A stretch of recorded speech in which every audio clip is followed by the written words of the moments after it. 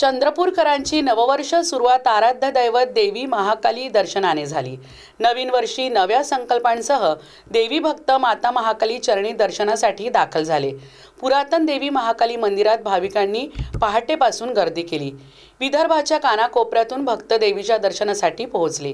त्यांनी आपल्या संकल्पाच्या पूर्तीसाठी माता महाकालीला बळ मागितले।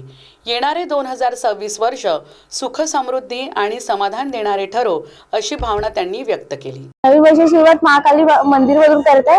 देवीचा आशीर्वाद असू दे आम्हाला असं सगळ्यांना वाटते, म्हणून आम्ही नवीन वर्षाची सुरुवात देवीकडून करत आहे। 2025 खूप वाईट गेला आहे, म्हणून हा 2026 खूप चांगला जावं म्हणून आम्ही इथे आलो आहे आणि सगळ्यांचं वर्ष सुखरूप जावं हा संकल्प केला।